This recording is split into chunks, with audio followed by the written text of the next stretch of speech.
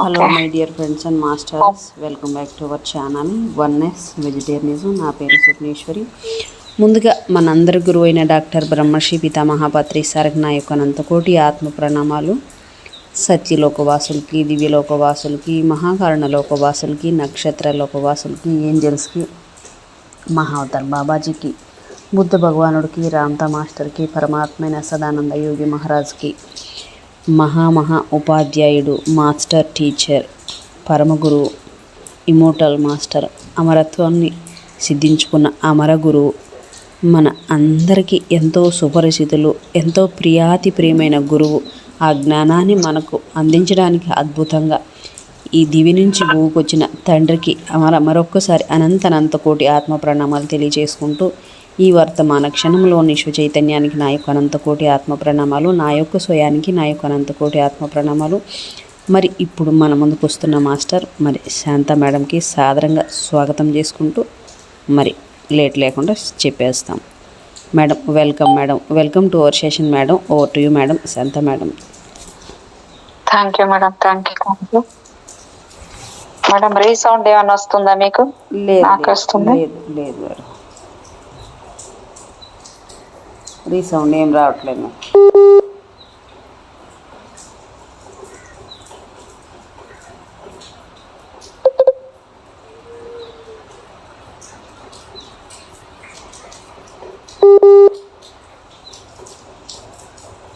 అనంత కోటి ఆత్మ ప్రణామాలు తెలియజేసుకుంటూ వన్నెస్ వెజిటేరియనిజం టీవీ వ్యవస్థాపక స్వప్నేశ్వర్ మేడం గారికి కూడా నా అనంత కోటి ఆత్మ ప్రణామాలు, కృతజ్ఞత, ధన్యవాదాలతో నాకు జన్మనిచ్చిన తల్లిదండ్రులకు, అలాగే నాకు ఎంతగానో సహకరిస్తున్న నా కుటుంబ సభ్యులకు కృతజ్ఞతలు, ధన్యవాదాలు తెలియజేసుకుంటూ ప్రస్తుతం వర్తమాన క్షణంలోని విశ్వ చైతన్యానికి, నా స్వయానికి కూడా కృతజ్ఞతలు, ధన్యవాదాలు తెలియజేసుకుంటూ టోప్ సాంగ్ రాంప బుక్ మరణం లేని మీరు చదువుతున్నాను.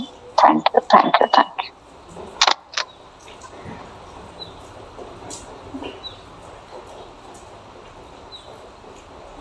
నిన్నటి ఎంతవరకు అయిందంటే,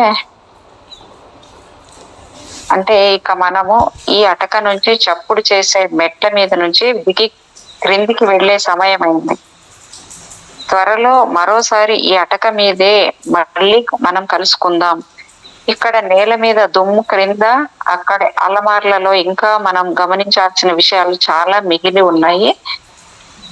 వాటి వల్ల మీకు ఉత్సాహం, లాభం కూడా కలగవచ్చు. మళ్ళీ మిమ్మల్ని మేము పై పాఠంలో ఈ అటక మీదే కలుసుకోవచ్చునా అంటున్నారు. 16వ అధ్యాయం ఇప్పుడు భయం గురించి.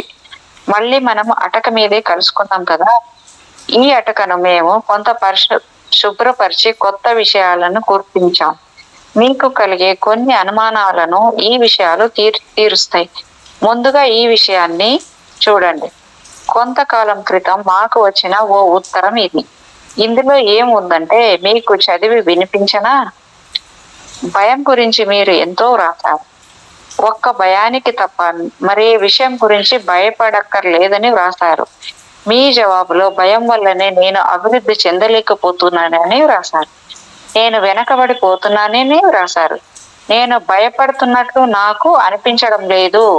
నేను భయపడడం లేదని అనుకుంటున్నాను. మరైతే ఇలా ఎందుకు జరుగుతోంది? నిజమే, ఇదొక ఉత్సాహాన్ని రేకెత్తించే సమస్యే. భయపడడం వల్లే ఓ వ్యక్తి అభివృద్ధి సాధించలేడు. ఈ విషయం గురించి బాగా పరిశీలన చేద్దామా? కాసేపు కూర్చోండి, భయాన్ని గురించి మాట్లాడుకుందాం. మనకందరికీ కొన్ని భయాలు ఉంటాయి. కొందరికి చీకటి అంటే భయము, కొందరికి సాలే పురుగు అంటే భయము. అంటే చేతనావస్థలో ఉన్న మన మనస్సు జ్ఞాపకాల్లో ఈ భయాన్ని గురించిన జ్ఞానము సుస్పష్టంగా గోచరమవుతూ ఉంటుంది. సరే, ఇక్కడ ఓ క్షణం 10వ వంతు మాత్రమే మిగిలిన 9 వంతుల అచేతన అవస్థలోని మన మనసు గురించి దీన్నే మనము అంటుంటాం. ఈ అచేతన అవస్థలో భయం ఉంటే ఏం జరుగుతుంది? ఇలాంటి భయాలు మామూలుగానే మీ దృష్టికి రావు. కొన్ని పనులను మనం మనము ఎవరో బలవంత పెడుతున్నట్లు అనిపించి చేస్తూ ఉంటాం. అలాగే కొన్ని పనులను జరగనీయకుండా ఎవరో బలవంతంగా ఆపుతున్నట్టు అనిపించి చెయ్యము. మనం ఎందుకు కొన్ని పనులను చెయ్యమో మనకు తెలీదు. మనకు ఏది పైన కనిపించదు. ఓ సైకాలజిస్టు అంటే మనస్తత్వవేత్త వద్దకు వెళ్తే ఆయన మనల్ని ఓ శయ్య మీద సుఖంగా పడుకోబెట్టి నెమ్మదిగా ప్రశ్నిస్తూ మన భయాలకి అంతర్లీనంగా మన అచేతన మనసుల్లో దాగి ఉన్న కారణాన్ని బయటికి లాగుతాడు. ఈ కారణం మన బాల్యంలో జరిగిన ఓ సంఘటన వల్ల ఏర్పడి ఉండవచ్చు. మామూలుగా పైన ఉన్న మన జ్ఞాపకాల చైతన్యంలోకి ఈ భయాలు అందవు. చెదలు ఓ కర్రని లోపల నుంచే తొలిచేట్టు మన అచేతనావస్థలో దాగి ఉన్న భయాలు మనల్ని లోపల నుంచి తొలిచేస్తూ ఉంటాయి. పైకి మామూలుగానే బాగానే ఉన్నట్టు కనిపించే ఈ భవనము ఓ రోజు ఉన్నట్టుండి కూలిపోతుంది. అప్పుడు గాని మనకు చెదలు కనిపించదు. మనలోని ఏంటి మేడం? ఇందాక రీసౌండ్ అన్నారు కదా, ఇప్పుడు కూడా రీసౌండ్ వస్తుందా? అవును మేడం, కొంచెం నాకే వినిపించినట్టుగా అనిపిస్తుంది మేడం. ఓకే, ఏం లేదు. ఇక్కడైతే నాకు చాలా లైట్ వర్షం పడుతుంది అంతే తప్ప ఏం రీసౌండ్.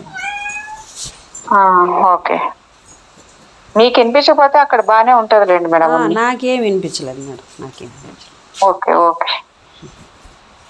అప్పుడు కానీ మనకు చెదలు కనిపించదు. మనలోని భయాలు కూడా సరిగ్గా ఇలాగే ఉంటాయి. మనం మనలోని అంతర్లీనంగా ఉన్న భయాన్ని గుర్తించకపోయినా అది మన మనసుల్లో ఉండి తీక్షణంగా పనిచేస్తూనే ఉంటాయి. అక్కడ ఆ భయాలు దాక్కొని ఉన్నట్టు మనకు తెలియదు కనుక ఏమీ చేయలేని నిస్సహాయ స్థితిలో ఉంటాం. మన జీవితకాలం అంతా మన ప్రవర్తనను నిర్దేశించే అనేక ప్రేరేపణలు జరుగుతూనే ఉంటాయి. ఒక వ్యక్తి క్రైస్తవుడిగా జన్మిస్తే అతడికి కొన్ని పనులను చెయ్యకూడదు అని బోధిస్తారు. మరికొన్ని పనులు పూర్తిగా నిషేధించబడతాయి. కానీ ఇంకో మతం వాళ్ళకి అలాంటి నిషేధాలు ఉండకపోవచ్చు. అందువల్ల అలాంటి పనులను చేస్తున్న సందర్భాలలో మనము మన జాతి చరిత్ర గురించి, వంశ చరిత్ర గురించి కూడా తెలుసుకోవాల్సి వస్తుంది. దయ్యం అనేది ఏదైనా కనిపిస్తుందేమోననే భయం మీకు ఉందా? ఎందుకుంది? మీ వెంకాయమ్మ అత్తయ్య బ్రతికున్నప్పుడు మిమ్మల్ని ఎంతో ప్రేమిస్తూ ఉండేది కదా. ఆమె మరణించి ఉత్తమ లోకాల్లోకి వెళ్ళిన తర్వాత కూడా మిమ్మల్ని ప్రేమిస్తూ ఉండదనుకోవడానికి ఏ ఆధారాలు ఉన్నాయి మీకు? అలాంటప్పుడు వెంకాయమ్మ అత్తయ్య దయ్యాన్ని చూసేందుకు మీకు భయం దేనికి? ఓ దయ్యం ఎలా ఉంటుందో మనం అస్సలు తెలియదు మనకు. కనుకే మనకి దయ్యాలు ఉండవని మన మతం చెప్పవచ్చు. లేకపోతే మీరు ఓ సన్యాసి గారి స్నేహితుడిగానో లేక మరొకరుగానో ఉంటే తప్ప అలాంటి దెయ్యాలు ఏవి మీకు కనిపించవని మీ మతం మీకు నేర్పిస్తూ ఉండడం వల్లే మీకు ఇలాంటి భయాలు కలుగుతూ ఉండవచ్చు. మనకు అర్థం కాని విషయాల గురించి మనం భయపడతాం. మనకు పాస్పోర్టులు, భాషా సమస్యలు ఉండకపోతే ఇన్ని యుద్ధాలు జరిగేవేమో అని అనిపిస్తుంది. మీరు కూడా ఆలోచించి చూడండి. ఎందుకంటే రష్యన్లంటే మనకు భయం, టర్కీ వాళ్ళంటే మనకు భయం, ఆఫ్ఘన్లంటే మనకు భయం, ఇంకొకళ్ళంటే మనకు భయం. ఎందుకంటే వాళ్ళు మనకు అర్థం కారు కనుక. మనం ఏం చేస్తే వాళ్ళు మండిపడతారో, కోపం వస్తే వాళ్ళలో ప్రవర్తిస్తారో మనకు తెలియదు. కనుకే ఈ భయాలు అన్ని. భయం అనేది ఒక ఘోరమైన వస్తువు. అది ఓ జబ్బు, అది ఒక పీడ. మన తెలివిని అది హరింపజేస్తుంది. మనకు ఓ విషయం గురించి కొన్ని అభ్యంతరాలు ఉన్నట్లయితే మనం లోతుకు వెళ్ళి ఆ అభ్యంతరాలు ఉండడానికి కారణం ఏమిటో తరచి తెలుసుకోవాలి. ఉదాహరణకి కొన్ని మతాలు పునర్జన్మలు ఉండవు అని చెబుతాయి. ఎందువల్ల స్పష్టంగా కనిపించే ఒక కారణం ఇది. పూర్వకాలంలో మతాధిపతులు నిరంకుశంగా తమ పెత్తనాన్ని చెలాయిస్తూ ఉండేవారు. అందరినీ భయపెట్టి పనులు చేయించుకునేవారు. అంతులేని నరకయాతన గురించి చెప్పి భయపెట్టేవారు. ఈ జన్మే సార్థకం చేసుకోవాలని, ఇంకో జన్మ ఉండదని ప్రజలను మభ్యపెడుతూ ఉండేవారు. పునర్జన్మ గురించి వాళ్లకు తెలిస్తే సరిగ్గా పనులు చెయ్యలేరేమోననే ఈ మతాధికారులు భయం మరో జన్మలో కష్టపడేందుకు ప్రజలు సిద్ధపడవచ్చు కదా. ఈ సందర్భంలో ఇక్కడ ఓ మాట చెప్పుకోవాలి. ఇది వరకు చైనాలో ఒక మనిషి ఓ అప్పును తీసుకుని మరో జన్మలో దాన్ని తిరిగి చెల్లిస్తానని అగ్రిమెంట్ వ్రాసుకునే సదుపాయం ఉండేది. చైనా నాశనం అవడానికి పునర్జన్మల మీద ఉన్న ప్రగాఢ విశ్వాసమే ఓ కారణమని చెప్పుకోవచ్చు. ఆ విశ్వాసం ఎక్కువగా ఉన్నందువల్ల చైనీయులు ఈ జన్మను నిర్లక్ష్యం చేసి మరో జన్మలో బాగుపడదామని నిర్ణయం తీసుకుని సాయంత్రంతో కాగానే మద్యం సీసాల్ని బయటకు తీసేవారు. వాళ్ళ వర్తమాన జీవితం అంతా ఓ సెలవు రోజుగా గడిచిపోతూ ఉండేది. ఈ విధంగా చైనీయుల సంస్కృతి మొత్తం నాశనమైంది. మళ్ళీ ఇంకోసారి మిమ్మల్ని మీరు పరీక్షించుకోండి. మీ తెలివిని పరీక్షించుకోండి. మీ ఆలోచనలను పరీక్షించుకోండి. అంతర్విశ్లేషణ చేసుకొని మీ అచేతన మానసంలో ఏ అభ్యంతరాలు చోటు చేసుకుని ఉన్నాయో పరీక్షించుకోండి. మీరు ఎందుకు భయపడుతున్నారో తెలుసుకోండి. మీ ఆందోళన ఎందుకోసమో గ్రహించండి. భయానికి కారణాన్ని త్రవ్వి తీసి కనుక్కున్నారంటే ఇక మీకు భయాలు ఏవి మిగిలి లేవని అర్థం అవుతుంది. భయం వల్లనే సూక్ష్మ శరీర యానాన్ని చాలా మంది చెయ్యలేకపోతున్నారు. నిజానికి సూక్ష్మ శరీర యానం చెయ్యడం చాలా సులువు. శ్రమేం లేదు కానీ గాలి పీల్చుకున్నంత సులువుగా చేయొచ్చు. కానీ చాలా మంది భయపడతారు. నిద్ర కూడా చావు లాంటిది. నిద్ర మృత్యువును గుర్తు చేస్తూ ఉంటుంది. ఏదో ఒకరోజు మనం నిద్రకు బదులు పూర్తి నిద్రలోకి వెళ్ళిపోతామేమో. అలాంటివి జరగలేదు. సూక్ష్మ శరీరంలో ఏ భయము లేదు. భయంలోనే భయం ఉంది. మీకు తెలిసిన విషయాల్లో కొద్దిగాను, తెలియని విషయాల్లో ఎక్కువగాను భయము మీకు కలుగుతోంది. ఈ చిన్న సంగతి గురించి చాలా సేపు మాట్లాడుకున్నాం కదూ. ఇక ముందుకు సాగదాం. ఇంకా తెలుసుకోవాల్సిన విషయాలు బోలెడు ఉన్నాయి. అవి పూర్తయ్యాకే మరో పాఠంలోకి వెళదాము. మీ చుట్టూ ఓసారి చూసుకోండి. మీ దృష్టికి కుతూహలాన్ని రేకెత్తించేది ఏదైనా కనిపిస్తోందా? అక్కడ ఓ ఆభరణం ఉంది, కనిపిస్తోందా? దివ్యంగా ఉంది కదూ. అరే, ఈ మాటతో మనము మరో విషయాన్ని అనుకోకుండానే మొదలు పెట్టినట్లయింది. దివ్యంగా లేక అలౌకికంగా ఒక వస్తువు ఉందని మనము అనుకుంటూ ఉంటాం. మనం చెప్పుకునే అనేక సామెతల్లో మాటలు ఓ విషయాన్ని గురించి నిజంగా వర్ణించినట్లే ఉంటాయి. ఓ మనిషి అపరూపమైన ఓ వస్తువును చూసి ప్రపంచానికి అతీతంగా ఉంది అని అనుకోవచ్చు. ఈ మాట ఎంతో నిజం. కాటన్ నిర్మితమైన ఈ ప్రపంచంలో బందీల్లాగా ఉన్న మనము అంతులేని కష్టాలు, పరీక్షలు అనుభవిస్తున్న మనము ఆ బంధం నుంచి తప్పించుకోగానే అలౌకికమైన శబ్దాలను వినవచ్చు, దివ్యమైన వర్ణాలను చూడవచ్చు. ఈ శబ్దాలు, వర్ణాలు నిజంగానే అలౌకికాలు. ఇక్కడ మన అజ్ఞానం అనే గుహకే పరిమితమైపోయి ఉంటాం. మన మోహంతో, మన దురాలోచనలతో బందీలమైపోయి ఉంటాం. ఈ భూలోకపు సుడిగుండంలో చిక్కుబడిపోయి ఉన్నాం. జీవించడానికి డబ్బు సంపాదిస్తూ ఉండాలి. సాంఘిక బాధ్యతలు తప్పించుకోవడానికి వీళ్ళని మొగమాటాలు ఉంటాయి. ఈ గొడవలు అన్నింటి మధ్య కాస్త నిద్రపోవాల్సి ఉంటుంది. జీవితం ఒక సుడిగుండంగా అర్థం లేని రద్దీతో ఉండి ఏ పనికి కాలం చాలక పనులు ఆగిపోతూ ఉంటాయి. ఒక్క క్షణం ఆగి ఆలోచించండి. ఎందుకీ హడావుడి? మనం నిజానికి ప్రయత్నిస్తే, రోజుకో అరగంట ప్రయత్నిస్తే ధ్యానానికి కేటాయించుకోలేమా? ధ్యానం చేస్తే మనము భూమి నుంచి తప్పించుకొని పోవచ్చు. కొంత సాధనతోనే సూక్ష్మ లోకంలోకి, ఇంకా ఉత్తమ లోకాలకు చేరవచ్చు. ఈ అనుభవం ఎంతో ఉల్లాసాన్ని ఇస్తుంది. ఔన్నత్యంతో లోకి మనల్ని నడిపిస్తుంది.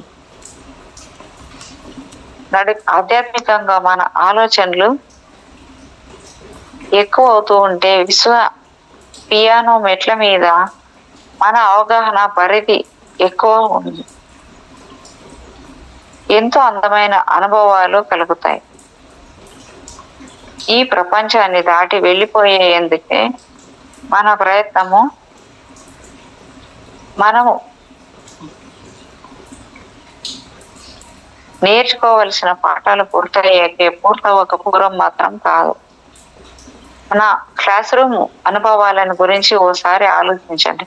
మనలో చాలా మందికి మన తరగతి గదిలో విసుగు పుట్టించే ఉపాధ్యాయులు చెప్పే మాటలను వింటూ చెమటలు కప్పుకుంటూ ఇష్టం లేని చదువుల్ని చదవడము సచ్చి ఉండకపోతే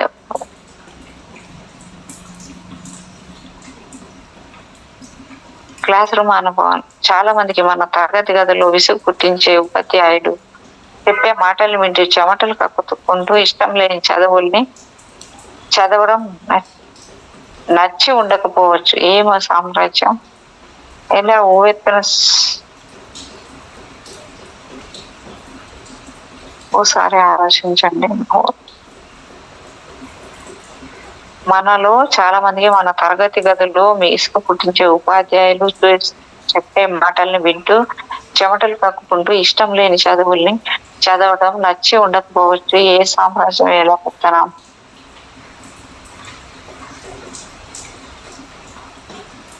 కుప్పకూలిపోయిందో ఎవరికి కావాలి. ఉపాధ్యాయుల వృధా వింటూ ఎండ ప్రొద్దున తరగతి గదుల్లో పడి ఉండడం కంటే బయట తిరగడమే హుషారుగా ఉంటుందని మన ఆలోచన. కానీ అలా పోలేం కదా.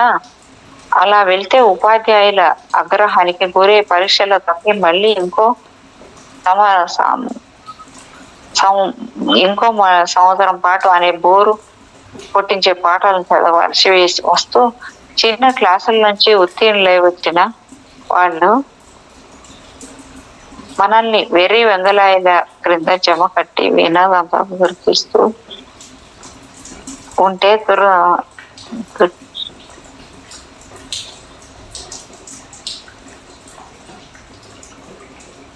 దుర్భరంగా ఉంటుంది. కాబట్టి శాశ్వతంగా ఇక్కడ నుంచి వెళ్ళిపోయే ముందే మనము ఇక్కడికి ఎందుకు వచ్చామో ఆ విషయాన్ని పూర్తిగా నేర్చుకుని వెళదాం.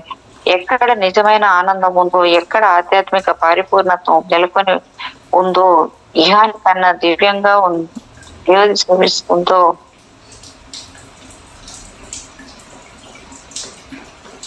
ఎక్కడ ఆధ్యాత్మిక పరిపూర్ణత ఉందో, హాని కన్నా దివ్యంగా ఏది శోభిస్తూ ఉంటుందో ఆ చోటికి వెళ్ళిపోదాం.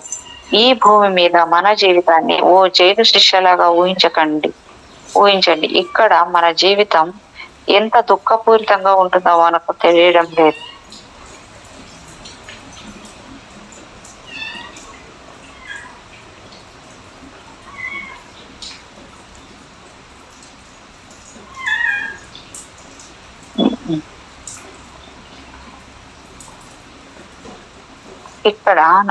ఇక్కడ నుంచి ఒకసారి పైకి వెళ్ళి క్రిందికి చూడగలిగితే మీకు తీవ్రమైన అనుకంపం కలిగి మళ్ళీ భూమి మీదకి తిరిగి వచ్చేందుకు ఇష్టపడరు. అందువల్లే చాలా మంది సూక్ష్మ శరీరాన్ని చేయలేని పరిస్థితుల్లో ఉంటారు. ఎందుకంటే ముందుగా సిద్ధపడితే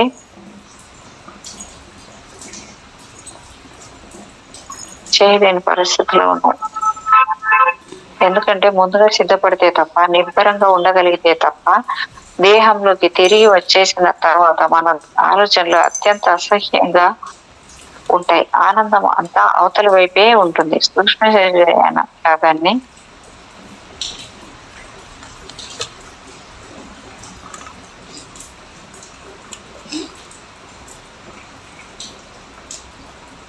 ఆనందం అంతా అవతల వైపే ఉంటుంది. సూక్ష్మ శరీర యానాన్ని చేయగల మనము బంధ విముక్తి కోసం ఆత్రంగా ఎదురు చూస్తూనే ఉండాలి.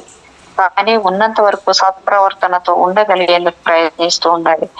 అలా ఉండకపోతే వెనక్కు వెళ్ళిపోయే సమయం పొడిగించబడుతుంది. కాబట్టి ఇక్కడ మనము సంపూర్ణంగా జీవించడానికి ప్రయత్నిస్తే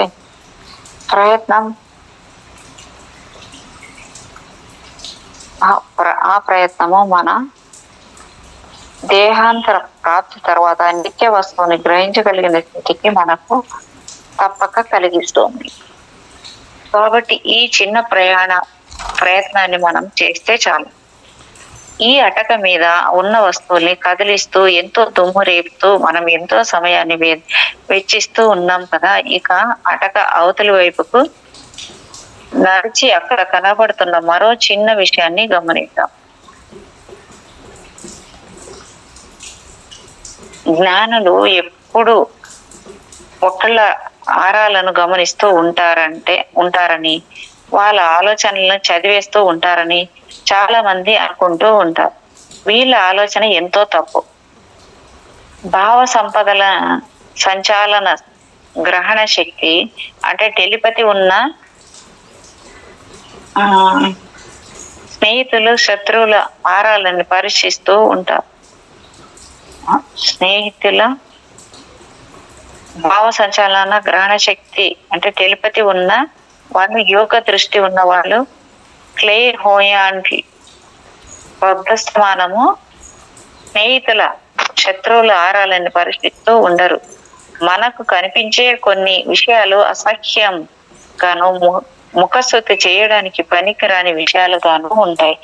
మనం ఊహించుకుంటూ స్వోత్కర్ష బెలూన్లను ఈ విషయాలు కొన్ని బ్రద్దలు కొడుతూ ఉంటాయి. ఇంకొకళ్ళ ఆరాలను పరిశీలిస్తూ కూర్చోవడానికన్నా గొప్ప పనులు చేయాల్సినవి ఇంకా చాలా ఉన్నాయి. మాకు తెలిసిన ఒక ఆమె మా దగ్గరికి వచ్చి తన గురించి ఏదో చెప్పడానికి ప్రయత్నించి 4-5 మాటల తర్వాత ఉన్నట్టుండి, మీకు అన్ని విషయాలు తెలిసిపోతూనే ఉంటాయి కదా, ఇంకా నేను మాట్లాడాల్సిన పని ఏముంది అంటూ ఉంటుంది. అదే కుదరదు.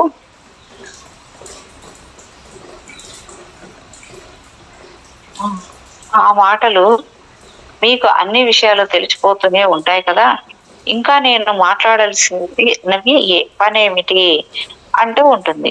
అదేం కుదరదు. మాకు అన్ని విషయాలు తెలుసుకోగల శక్తి ఉన్నా అలా తెలుసుకోవటం మాత్రం నైతికంగా తప్పు. ఈ జ్ఞానులు, ద్రష్టలు, యోగులు నీతి నియమంతులుగా ఉన్నంత వరకు మీరు ఆహ్వానించిన మీ అంతరికంగా విషయాలు పరిశీలించరు. నైతికంగా పతనం చెందితే మీ అంతరంగిక విషయాలను పరిశీలించలేరు. కాబట్టి ఎలాంటి భయాలు మీకు అక్కర్లేదు. ఇక్కడ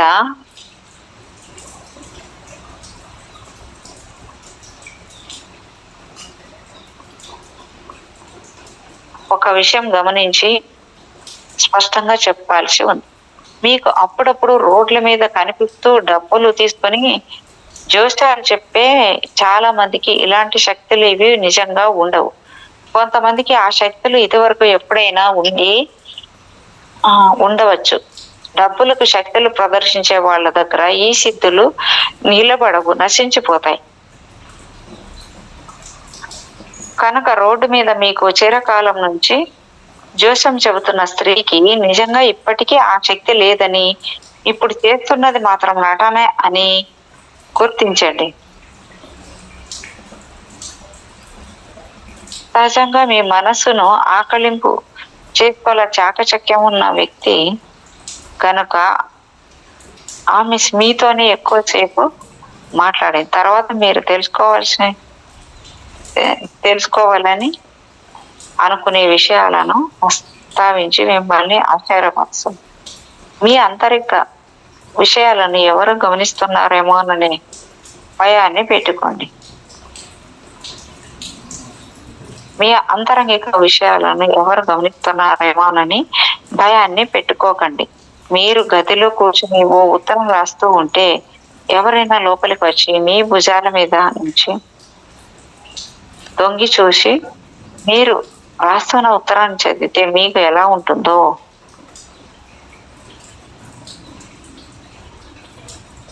మీరు రాస్తున్న ఉత్తరాన్ని చదివితే మీకు ఎలా ఉంటుందో, మీరు ఏ వస్తువుల్ని వాడుతున్నారో పరీక్షించి చూస్తుంటే మీకు ఏమనిపిస్తుంది?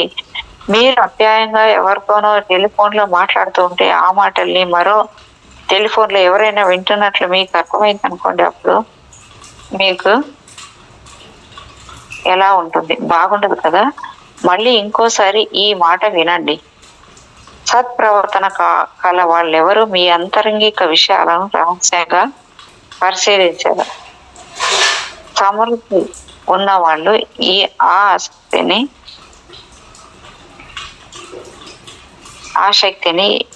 ఎప్పటికీ పొందలేరు. గుప్తా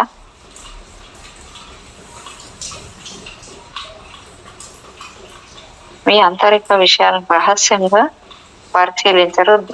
దుర్బుద్ధి ఉన్న వాళ్ళు ఆ శక్తిని ఎప్పటికీ పొందలేరు. గుప్త విద్యలను శాసించే ఓ న్యాయం ఇది. దుశ్చింతలకు యోగ దృష్టి అసాధ్యం. ఒక ఆయనకు ఇది కనిపించింది, అది కనిపించింది అని మీరు వింటూ ఉన్న కథల్ని 999% మేర తగ్గించేసి మిగిలినవన్నీ నమ్మండి. యోగ దృష్టి ఉన్నవాళ్ళు మీరు ఏ విషయాన్ని గురించి మాట్లాడాలని అనుకుంటున్నారో ఆ విషయాన్ని మీరే బయట పెట్టేంత వరకు ఓర్పు వహించి ఉంటారు.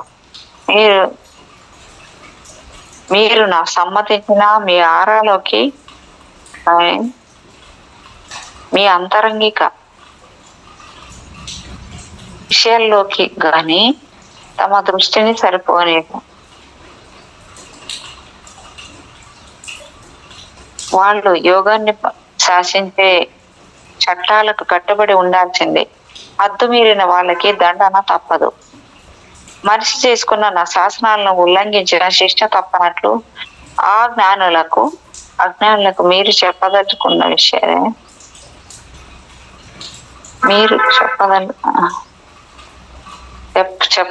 విషయాలను గురించి చెప్పండి. మీరు నిజం చెప్తున్నారో లేదో వాళ్ళు ఇట్టే గ్రహించగలుగుతారు. ఈ జ్ఞానం గురించి ఇంతవరకు మాత్రమే మేము మీకు చెప్పగలం. జ్ఞానుల ఎదుట మీరు నిజాలను మాత్రమే చెప్పండి. అబద్ధాలాడి మిమ్మల్ని మీరు మభ్యపెట్టుకోవచ్చు, కానీ జ్ఞానుల్ని మభ్యపెట్టలేరు. కాబట్టి మళ్ళీ వినండి. మనము మంచి జ్ఞాని మీలోకి చూడడం, చెడ్డవాడు మీలోకి చూడలేడు. ఇక్కడ ఇంకో విషయం కనిపిస్తుంది, ఇది గమనించండి. మీరు పెళ్ళాడిన స్త్రీతో లేక పురుషుడితో మీరు సఖ్యంగా తట్టుకుని ఉండలేక పోతున్నారా? ఒకవేళ ఆ అడ్డంకిని అధిగమించేందుకు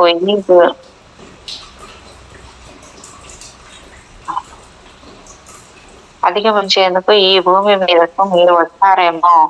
ఆ సమస్యను ఇంకో పద్ధతిలో చూద్దాం. గురువు పందాల్లో ఎప్పుడు ఓ గుర్రమే గెలుస్తూ ఉందనుకోండి. సునాయాసంగా ఇలాంటి గుర్రాలకి ఓ అవలక్షణం జతపరుస్తారు. ఆ ఇబ్బందిని ఎదుర్కొని ఆ గుర్రము పందాల్లో పాల్గొనాల్సి ఉంటుంది.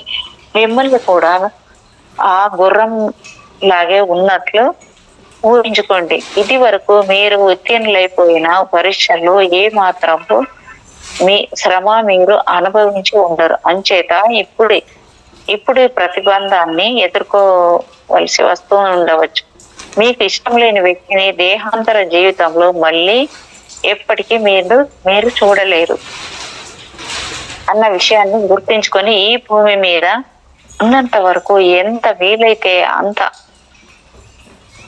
ఓర్పుతో ఇష్టం లేని పురుషుడితోనే సహజీవనాన్ని కొనసాగించండి.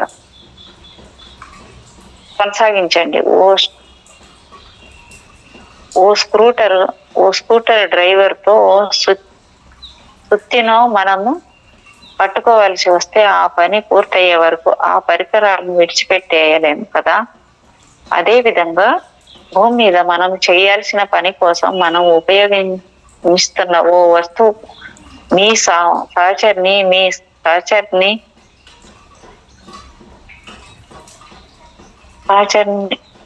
చేయాల్సిన పని కోసం మనం ఉపయోగిస్తున్న ఓ వస్తువులాగా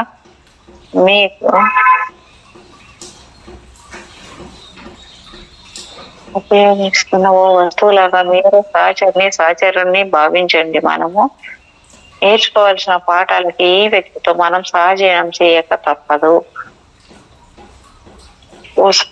ఓ స్క్రూ డ్రైవర్ తోనూ సుత్తితోనూ మీకున్న సంబంధం చాలా బలంగా ఉండవచ్చు. మీరు చేస్తున్న పనికి అవి సహకరిస్తాయి. కాబట్టి ఒకవేళ మీరు ఆ వస్తువుల మీద ఇష్టాన్ని పెంచుకుంటూ వాటిని పరలోకానికి కూడా తీసుకెళ్లాలన్నంత వ్యామోహం పెట్టుకోకూడదని మాత్రం మీరు గ్రహించాల్సి ఉంటుంది.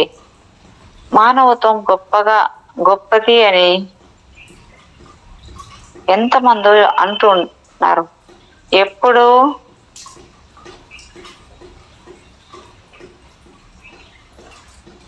గొప్పదేనే ఎంతో మంది అంటున్నారు. ఎన్నో గ్రంథాలలో రాయబడి ఉంది. ఎన్ని గొప్పలు చెప్పుకున్నా సృష్టిలో మానవులే ఉత్తమోత్తమ జీవులని మాత్రం ఎన్ని గొప్పలు చెప్పుకున్నా సృష్టిలో మానవులే ఉత్తమోత్తమ జీవులని మాత్రమే మేము చెప్పడం లేదు. ఈ భూమి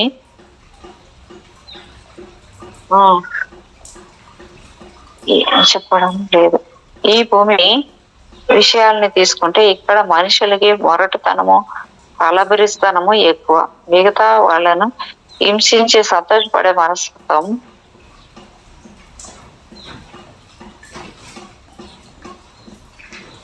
ఈ భూమి విషయాన్ని ఇక్కడ మనుషులకి మొరటుతనం, తలబరిస్తనం ఎక్కువ. మిగతా వాళ్ళను హింసించి సంతోషపడే మనస్తత్వం వీళ్ళది. ఈ స్వార్థం పూర్తిగా ఊడు కట్టుకున్న జీవితాలు వీళ్ళవి.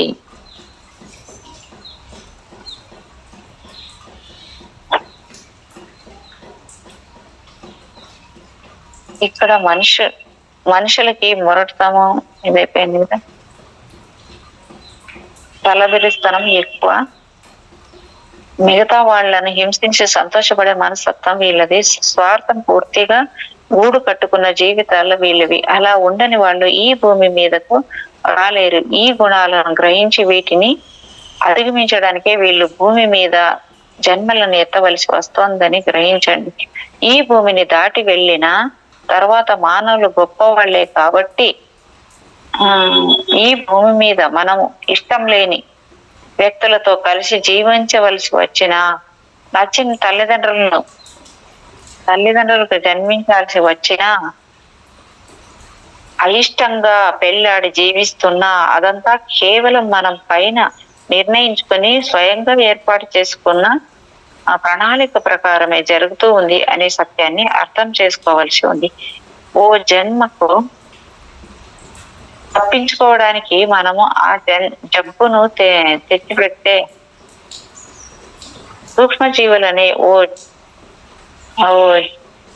చిన్న మోతాదులో ఒక టీకా లాగా మన శరీరంలోకి స్వయంగా ఎక్కించుకొనుకుంటున్న విషయాన్ని మనం ఇక్కడ గుర్తు చేసుకోవాలి. ఉదాహరణకి మనము మసూచితో బాధపడకుండా ఒక చిన్న డోసు మందును ఇంజెక్షన్ తీసుకొని తర్వాత రాబోయే పెద్ద ప్రమాదాల నుంచి తప్పించుకోవడం లేదు. అలాగే మనం అధిగమించాల్సిన అడ్డంకులు మినహా కలిసి కాపురం చేస్తున్న సహచరులు మళ్ళీ మనం మరో లోకానికి వెళ్ళిన తర్వాత కనిపించరని అర్థం చేసుకోండి. ఈ లోకంలో మనతో ఒద్దికగా ఉన్న వాళ్ళే మనతో ఉంటారు. ఒద్దిక లేని వాళ్ళు మనతో అసలు సహగమనం చేయరు అనే సత్యాన్ని మర్చిపోవాలి. ఈ సత్యం మనకి పరలోకంలో దాటబోయే ఊరటమే.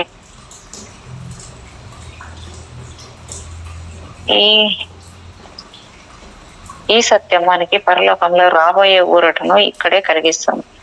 సంధ్య వెలుగులు తగ్గిపోతూ రాత్రిని ఆహ్వానిస్తుంది. ఈ రోజు రాత్రి కానవస్తుంది. ఇంకా మిమ్మల్ని ఇక్కడే ఆపి ఉంచడం మా అభిమతం కాదు. రాత్రి అయ్యేలోగా మీరు చేయాల్సిన పనులు పోలెడు ఉండొచ్చు.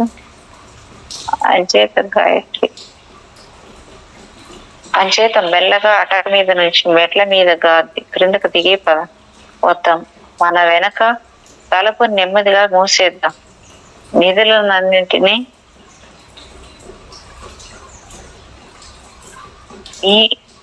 క్రిందకు దిగొద్దాము. మన వెనక తలుపు నెమ్మదిగా మూసేద్దాము. నిధులన్నింటినీ వాటి స్థానాలలో ఉండనిద్దాం. కిరణను చప్పుడు చేసే మెట్లు దిగి మన దారిని మనము చెరోవైపు వెళ్దాం పదండి.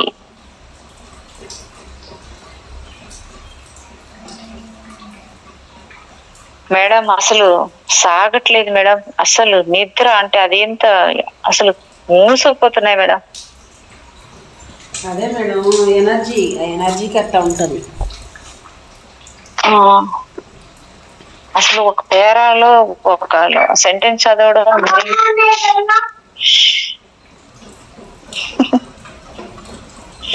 మనోడా మేడం? చూడండి అమ్మమ్మ ఏం చేస్తున్నావు అని వచ్చాడు. చెప్పండి, తప్పు బుక్ చదువుతున్నాను చెప్పండి. ఏం చేయాలి మేడం, ముందు పోవాలన్నా ఇది నిద్ర ఇంత మూస్తుంది, ఒక్క సెంటెన్స్ చదివే లోపల కళ్ళు మూస్తున్నాయి మేడం. అసలు ఎంత సేపు అయిందో చూడండి ఒక పాఠం చదవడం అనేది. నేను మధ్యలో ఏం చెప్తున్నాను, ఏం వస్తుంది నాకే అక్కడ ఏది వస్తుందో మేడం లోపల ఇంకోటి అది గుర్తుకొచ్చి అది మాట్లాడుతున్నాను ఒక్కొక్కసారి. అంత ఒక సెకండ్ లో అది ఎలా వస్తున్నాయో అర్థం కాదు. మాట్లాడేది మనం కాదు, మాట్లాడించేది మనం కాదు. అట్లా అంటారా? అంతే. అక్కడ అది ఎందుకు అంటేనే అక్కడ వచ్చింది తలకాయ నొప్పి, కానీ అది ఎందుకు అలా అంటేనే వచ్చింది, కానీ ఏమనకుండా అది ఎలా ఉందో అలా వదిలేస్తే ఏం లేదు. కానీ ముందుకు సాగట్లేదే ఇది. క్లాసులకి మనం వినే వాళ్ళకి ఎలా పెట్టగలము అనిపిస్తుంది. సాగినంతవరకు సాగుతుంది మేడం, దానికేముంది. సరే, నెక్స్ట్ 17వ పాఠము కళల గురించి ఇచ్చాడు ఇక్కడ. ఎప్పుడైనా మిమ్మల్ని పట్టుకుని రాత్రి ఓ భయంకరమైన అనుభవం కలిగిందండి, నాకు ఓ కళ వచ్చింది, ఒంటి మీద ఒక్క నూలు పోగైనా ధరించకుండా నేను రోడ్డు మీద నడుస్తున్నానట, సిగ్గుతో చిత్తికి పోయాననుకోండి అని తమ గోడును ఎవరో ఒకరు మీతో చెప్పుకునే ఉంటారు. ఇలాంటి అనుభవాలు అనేక పద్ధతులలో మనలో చాలా మందికి కలిగి ఉండవచ్చు. ఒక వ్యక్తికి ఒక కళ రావచ్చు, చక్కగా డ్రెస్ వేసుకొని ఓ గదిలో కూర్చున్న జనం మధ్యలోకి ఉన్నట్టుండి తన బట్టలు వేసుకోకుండా నిలబడి ఉన్నట్టు, లేదా మీకే ఇలాంటి కళ రావచ్చు. ఎవరు ఊహించలేని పద్ధతిలో మీరు డ్రెస్ వేసుకునో లేక అస్సలు బట్టలు వేసుకోకుండానో ఓ వీధి చివర్లో నిలబడి ఉన్నట్టు. నిజానికి ఇలాంటి కళలు నిజమైన ఓ సూక్ష్మ శరీరయానానికి సంబంధించిన ఓ అనుభవంలోని ఓ అంశము కావచ్చు. సూక్ష్మ శరీరయానాలు చేస్తున్న అనేక మంది పొందిన అనుభవాల గురించి మీకు తెలుసు. ఈ పాఠం అలాంటి సంఘటనల గురించి చెప్పుకొని నవ్వుకోవడానికి కోసం మాత్రం కాదు. అయితే అలాంటి సంఘటనలు కూడా ఒక సామాన్యమైన సూక్ష్మ శరీరయాన అనుభవంగా మీకు అర్థమయ్యేట్లు చేయడానికి ఈ పాఠము ఉద్దేశింపబడి తయారు చేయబడింది. మేడం, నాకు ఒక వారం కిందట ఇలాంటి కళే వచ్చింది మేడం, అది చెప్పలేదు నేను, ఎందుకంటే అది చెప్పుకుంటే బాగుంటుందేమో అన్నట్టు. మన చేతిలో ఏముంది చెప్పండి మేడం? అలా అలా రావాలని ఏమని అనుకుంటామా, లేకపోతే అలా ఎందుకు అనుకుంటారు మేడం? మైండ్ ఎందుకు పెడతారు? ఎక్కడ మైండ్ పెట్టద్దండి. ఏది ఎలా వచ్చింది అలా చూడడం, దాని నుంచి మనం ఏం తీసుకోవడం, లేదు అలా వదిలేయడం, సాక్షిగా ఉండడం. అంతే, అంతేనండి. ఈ పాఠాన్ని మనం కళలు అనే విషయం కోసం కేటాయించుకుందాం. ఏం చేతనంటే మనలో ప్రతి ఒక్కరికి రకరకాలైన కళలు వస్తూ ఉంటాయి. ప్రాచీన కాలం నుంచి రకరకాల అభిప్రాయాలకు మనకు ఏర్పడి ఉన్నాయి. కొన్ని కళలు శుభాలను సూచిస్తాయని, కొన్ని అశుభాన్ని మనకు తెలియజేస్తాయని కళల గురించి అనేక అభిప్రాయాలు ఉన్నాయి. మన అదృష్టాన్ని కూడా కళల ద్వారా మనం తెలుసుకోగలం అని కొందరు ప్రచారాలు చేస్తూ ఉంటారు. మీకు తెలుసా, నిద్రించేటప్పుడు సావకాశంగా ఉన్న మనస్సు చేసే ఆలోచనల్లో కొన్ని మొక్కలు మనకి కళల్లాగా కనిపిస్తాయి అని మరికొందరు అనుకుంటూ ఉంటారు. ఈ అభిప్రాయాలన్నీ సరైనవి కానే కావు. ఇక మనము ఈ కళల వ్యాపారానికి వద్దాం. ఇది వరకు పాఠాల్లో నేర్చుకున్నట్టు కనీసం 2 శరీరాలతో మనము నిర్మించబడి ఉన్నాం. ప్రస్తుతం మన 2 శరీరాల గురించి చర్చించుకుంటున్నాం. ఇవి స్థూల సూక్ష్మ శరీరాలు. ఇవి కాక ఇంకా చాలా శరీరాలు మనకు ఉన్నాయి. మన నిద్రపోతున్నప్పుడు మనము మన స్థూల దేహంలోంచి సూక్ష్మ శరీరం నెమ్మదిగా వేరై బయటకు వచ్చేస్తుంది. ఈ విధంగా అది వేరైనప్పుడు నిజంగానే మన మనస్సు శరీరం నుంచి వేరవుతుంది. భౌతిక శరీరం ఓ యంత్రాగారం లాగా ఉంటుంది, కానీ నడిపించేవాడు మాత్రం ఉండడన్నమాట. అంటే ఓ రేడియో స్టేషన్ లో అన్ని యంత్రాలు పనిచేస్తూ ఉన్నప్పటికీ అనౌన్సరు అనౌన్సర్ అంటే వ్యాఖ్యాత బయటికి వెళ్ళి తిరిగి రాకపోతే ఏ శబ్దాలు ప్రసారం కాకుండా ఉన్నట్టు. స్థూల శరీరానికి కొంత ఎత్తులో గాలిలో ఊగుతున్న సూక్ష్మ శరీరం కొంతసేపు తాను ఏం చేయాలో ఎక్కడికి వెళ్ళాలో నిర్ణయం తీసుకోవడానికి ఆగుతుంది. ఓ నిర్ణయం జరగగానే సూక్ష్మ శరీరం వాళ్ళు నేల వైపు మొక్కేలా రాలి బహుశా పరుగు చివరలో నిలబడవచ్చు. తర్వాత ఓ కొమ్మ మీద నుంచి ఓ పిట్ట రివ్వున లేచి వెళ్ళిపోయినట్లుగా ఈ సూక్ష్మ శరీరం సిల్వర్ కార్డ్ చివర్లో ఉంటూ ఎటో వెళ్ళిపోతుంది.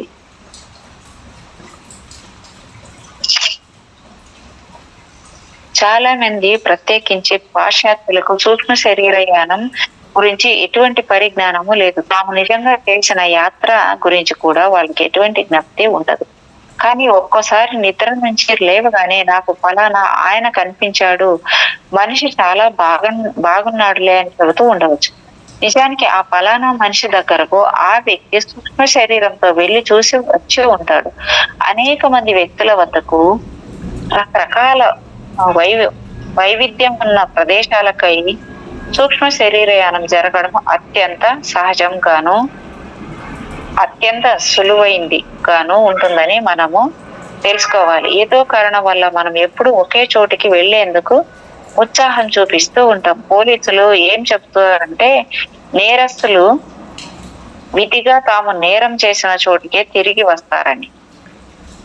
మన స్నేహితుల వద్దకి మనము సూక్ష్మ దేహాలతో వెళ్ళడంలో ఆశ్చర్యం ఏముంది? మనం అందరం ప్రతి రాత్రి స్థూల శరీరాన్ని వదిలిపెడుతూనే ఉన్నాం, సూక్ష్మ శరీర యానాలను చేస్తూనే ఉన్నాం. ప్రయాణం ఉంటే మనం ఎక్కడికో ఒక చోటికి వెళ్లాల్సిందే కదా. ఈ సూక్ష్మ శరీర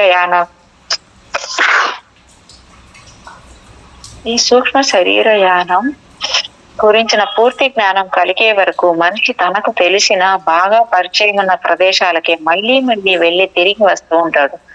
సూక్ష్మ శరీరయానం గురించి ఏమీ తెలియని ఓ వ్యక్తి తనకు బాగా ఇష్టం ఉన్న ఓ దుకాణానికి వెళ్ళాలని అనుకునే సూక్ష్మ శరీరయానంలో నిజంగానే ఆ మనిషి వద్దను ఆ ప్రదేశానికి వెళ్ళి మళ్ళీ తిరిగి వచ్చి నిద్ర లేచిన తర్వాత ఆ వ్యక్తి ప్రదేశము గుర్తొచ్చి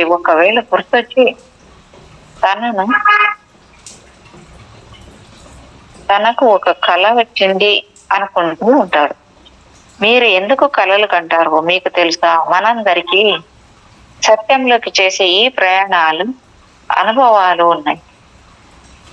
ఏరోప్లేన్ లో ఇంగ్లాండ్ నుంచి న్యూయార్క్ వరకు చేసే ప్రయాణము ఎంత నిజమో ఈ సూక్ష్మ శరీర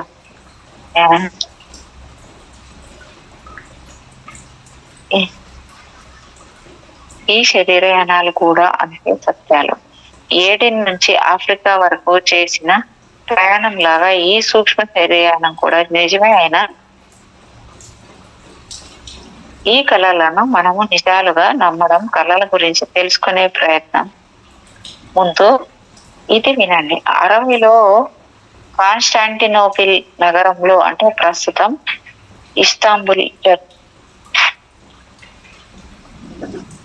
ఇస్తాంబుల్ చర్చా లీడర్ల సమావేశం జరిగింది. క్రైస్తవ మతంలో ఉండాల్సిన అంశాల క్రోడీకరణలను ఆ సమావేశంలో స్థిరం చేశారు. గొప్ప గొప్ప గురువుల మాటల్ని వక్రీభవనం చేసేశారు. కొన్ని గొప్ప సత్యాలను ప్రొక్కి పారేశారు. మనసుకు కష్టం కలిగించే ఇంకా అనేక వ్యాఖ్యలను మేము చేయగలం. ఈ జ్ఞానాన్ని మేము ఆకాశిక రికార్డుల సందర్శన పఠనం వల్ల గ్రహించగలిగాం. ఈ గ్రంథపు ఉద్దేశం చదువులకు తమ గురించిన సత్యాలను తాము స్వయంగా తెలుసుకునేటట్లు సహాయం చేయడం తప్ప వాళ్ళ నమ్మకాలు, విశ్వాసాలు అనే పాదాల మీద ఆ నెలను త్రొక్కి వాదించడానికి మాత్రం కాదు. మనము చేస్తున్న ఈ చర్చ ఉద్దేశం చాలా కాలం నుంచి పాశ్చాత్యులకు సూక్ష్మ శరీరయానం లాంటి అంశాలను ఈ క్రోడీకరించబడ్డ మతం ఏమీ నేర్వలేదని స్పష్టం చేయడమే. ఎందుకంటే ఇలాంటి అంశాలు కొన్ని ఆ క్రోడీకరణతో ఎక్కడ ఇమిడి ఉండలేవు గనుక. ఇంకా చెప్పాలంటే పశ్చిమ దేశాల్లో చాలా మంది ప్రకృతి దేవతల్ని కూడా నమ్మరు. చిన్న పిల్లలు తాము తాము వాళ్ళని చూసామని, వాళ్ళతో మాట్లాడతాము అని చెప్తే ఈ పెద్దలు వాళ్ళ మాటల్ని నమ్మరు, ఎగతాళి కూడా చేస్తూ ఉంటారు. అలాంటి పెద్దల కన్నా ఈ విషయంలో పిల్లలే తెలివైన వాళ్ళు. ఇంకెందుకు, క్రైస్తవుల పరిశుద్ధ గ్రంథంలో కూడా ఈ చిన్నారుల్లాగా తయారైతే తప్ప మీరు స్వర్గ సమాజంలోకి అడుగు పెట్టలేరు అనే మాటను మీరు స్పష్టంగా గుర్తించవచ్చు. ఇదే మాటను పెద్దల అపనమ్మకాల ప్రభావం తన మీద పడని చిన్నారుల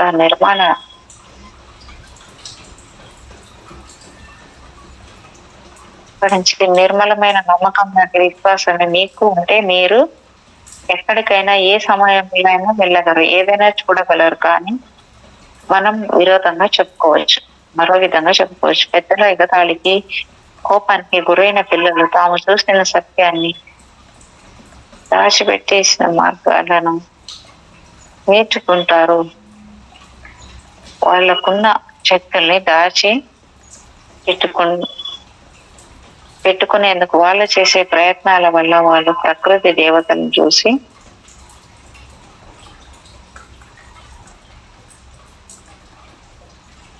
శక్తిని త్వరలోనే కోల్పోతారు. సరిగ్గా ఇలాంటి పరిస్థితి కళల విషయంలో కూడా జరుగుతుంది. తమ స్థూల శరీరం నిద్రిస్తున్న సమయంలో మనుషులకు కొన్ని అనుభవాలు కలుగుతున్నాం. సూక్ష్మ శరీరాలు ఎప్పుడు నిద్ర పోనే పోవు.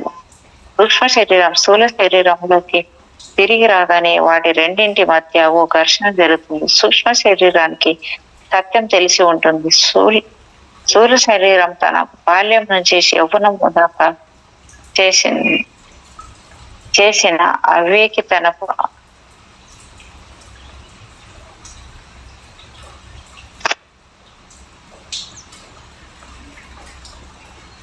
ఏం మేడం అయిపోయిందా పేజీ? ఈ పేజీ ఒక్కరు కొంచెం మంది మేడం, ఇక్కడ కొంచెం సూక్ష్మ ఎప్పుడు నిద్రపోనే పోవు. సూక్ష్మ స్థూలం శరీరంలోకి తిరిగి రాగానే వాటి రెండింటి మధ్య ఓ ఘర్షణ జరుగుతుంది. సూక్ష్మ శరీరానికి సత్యం తెలిసి ఉంటుంది. స్థూల శరీరం తన బాల్యం నుంచి యవ్వనం దాకా చేసిన అవివేకపు ఆలోచనల అభ్యాసం ద్వారా మొద్దుబారిపోయి మలినమైపోయి ఉంటుంది. ఈ అభిప్రాయంతో బిగుసుకుపోయిన ఉన్న పెద్దలు సత్యాన్ని దర్శించలేరు.